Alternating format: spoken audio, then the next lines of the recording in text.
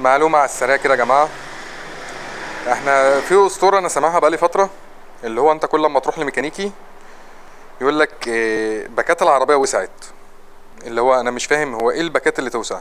انا مع احترامي للناس الصناعية وكده، بس انا بالنسبة لاي ميكانيكي يقول لك الباكات وسعت، يعني هو ميكانيكي ما بيفهمش ان ما فيش حاجة اسمها الباكات توسع. يعني هو علميا اي حاجة في الكربراتير قابل ان هي تضيق.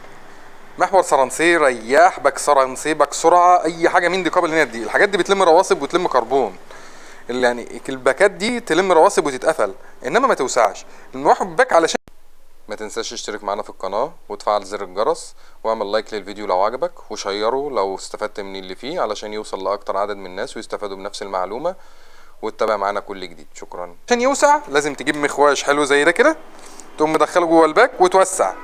ده الحاجه الوحيده اللي توسع الباك، انما الباك يضيق انما عمره ما يوسع.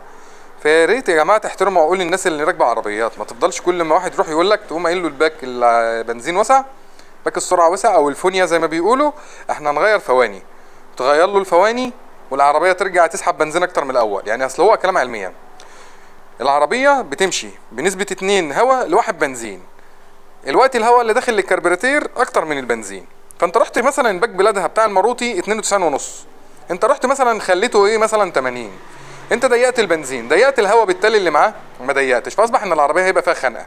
مش هتوفر بنزين، لا ده هي هتخنق، ولو وفرت هيبقى توفير بسيط قوي، وهو هيضطر ان هو يدوس عشان العربيه تجري ويجري ويرجع للسرعه الاولانيه اللي متعود عليها، فتاكل بنزين برضه.